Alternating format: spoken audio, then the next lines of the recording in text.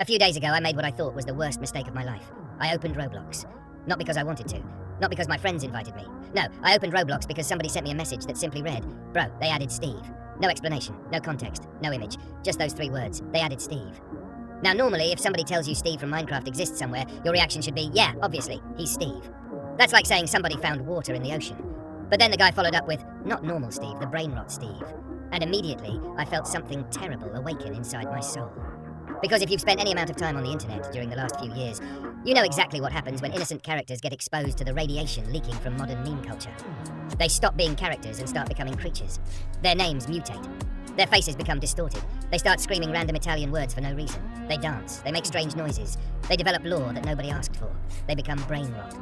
So naturally, I entered steal a Brainrot, which is already a sentence that sounds like somebody fed ChatGPT expired batteries, and I started searching. At first, nothing seemed unusual. You had the standard lineup, strange creatures, weird noises, things with names that sounded like somebody dropped a keyboard down the stairs, your average Tuesday. But then I saw him, standing in the distance, motionless, watching, a blocky figure, blue shirt, purple pants, arms hanging by his sides. Steve. Except something wasn't right. This wasn't normal Steve. There was an aura around him, not an actual aura. I don't think the developers had enough Robux for that. But spiritually, this thing radiated danger. He looked like regular Steve if regular Steve spent 6 months consuming nothing but TikTok edits and energy drinks. I approached cautiously, and immediately my audio exploded. Instead of peaceful Minecraft music, this thing emitted sounds that I can only describe as a microwave trying to communicate with dolphins. There were bass boosts, vine booms, reversed audio, somebody laughing, somebody crying. I think I heard a goat. At one point I genuinely think the Windows XP startup sound appeared for half a second. I have no evidence for this. My brain simply entered survival mode. Then his name appeared above his head. Steve Brainrotimus Maximus. And I knew humanity had gone too far. Apparently, according to the completely real and definitely not made up lore, Steve had wandered too close to the ancient temple of Sigma in Minecraft. There he discovered the forbidden Scibidium ore. After mining it with an enchanted Diamond Ohio pickaxe, he became infected with the Brainrot virus and was forever transformed into a being whose IQ scaled inversely with his aura points. I wish I was making this up. I mean, I am making this up. But according to the fictional lore inside this fictional scenario, somebody else already made it up. Steve Brainrotimus Maximus possessed several terrifying abilities. His passive ability, Sigma Mining, allowed him to randomly summon Subway Surfers' gameplay beneath him while moving. His second ability, Riz Construction, caused nearby players to become emotionally attached to dirt blocks. His ultimate attack, known as Infinite Skibidi Crafting, temporarily replaced every sound effect in the game with distorted beatboxing. Scientists still don't know why. Mostly because scientists abandoned the project after 5 minutes.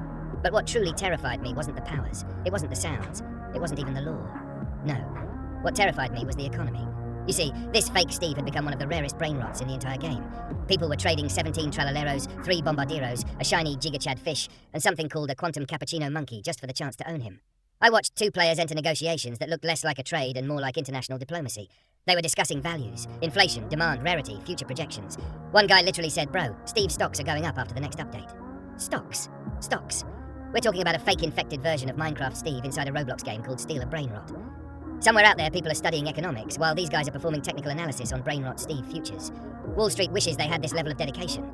But things got worse. Because eventually, I discovered the community surrounding Steve. Apparently, entire groups had formed. Cults, basically. They called themselves the Stevians. Their mission was to spread the message of Steve Brainrotimus Maximus across the internet. They had slogans, they had ranks, they had ceremonies. New members had to recite the sacred phrase, "Sigma blocks forever," while standing on a crafting table.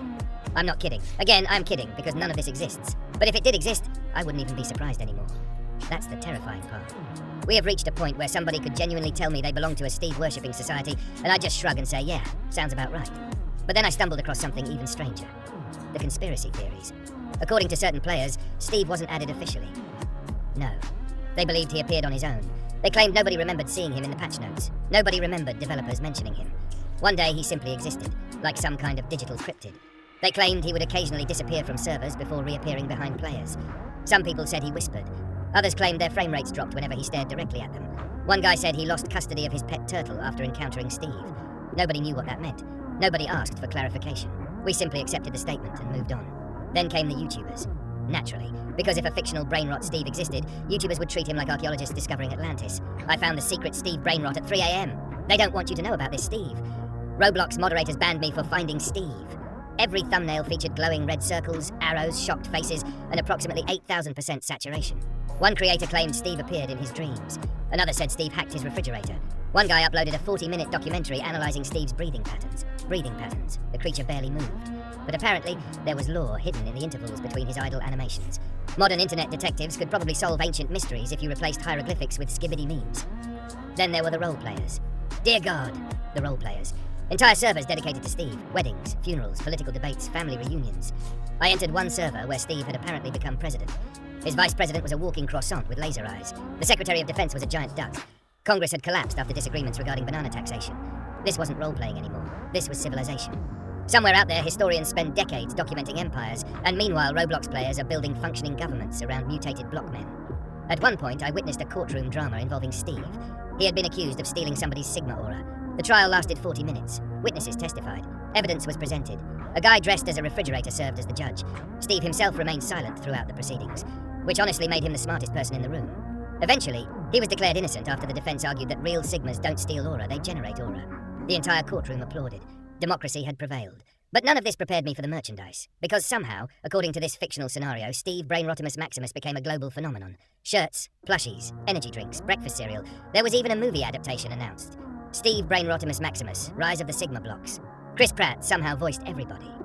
Critics described the film as an event, because no human language possessed the vocabulary necessary to describe what audiences experienced. One reviewer simply wrote, "Why?" And honestly, that's the most powerful piece of journalism I've ever seen. Then Netflix greenlit a spin-off series exploring Steve's childhood. Apparently young Steve struggled with fitting in because his classmates mocked his square head. Until one day he learned that true Sigma energy comes from within. The series won 3 awards and destroyed 17 brain cells per episode. But the final straw came when I discovered there was competitive Steve Brainrot speedrunning. People optimized routes, they analyzed frame data, they calculated spawn percentages. Entire communities spent hundreds of hours figuring out how to acquire Steve 0.3 seconds faster. Imagine explaining this to somebody from the 1800s. Yes, sir. While you were inventing electricity, future generations devoted themselves to optimizing the acquisition speed of an infected digital miner inside a Roblox meme game. Nikola Tesla would immediately return to the grave. Yet despite all the madness, despite all the fake lore, the conspiracy theories, the cults, the governments, the courtroom dramas, and the fictional cinematic universe, I have to admit something. I kind of respected Steve, because unlike the rest of us, Steve seemed at peace. He didn't speak, he didn't argue, he didn't care about rarity values. He simply stood there, existing, vibing, transcending. Perhaps the true Sigma wasn't the players chasing Steve. Perhaps Steve himself had already achieved enlightenment. Or perhaps I'm reading too deeply into a fictional parody character inside a made-up version of a Roblox game, which honestly feels far more likely. Either way, if you ever open Steal a Brainrot and see a blocky figure standing in the distance, listening to distorted bass-boosted goat noises while surrounded by Subway Surfers footage and incomprehensible lore, don't panic, don't run. Accept your fate. Because by the time you've recognized Steve Brainrotimus Maximus, the infection has already spread. Your vocabulary will change. Your attention span will evaporate. You'll begin discussing aura economics with strangers. You'll argue about rarity charts. You'll find yourself defending banana taxation policies in a government run by ducks. And eventually one day, somebody will ask you how this all happened. And you'll stare blankly into the distance, hear faint Minecraft music corrupted by 27 sound effects, and whisper the only words left in your vocabulary. Sigma blocks forever.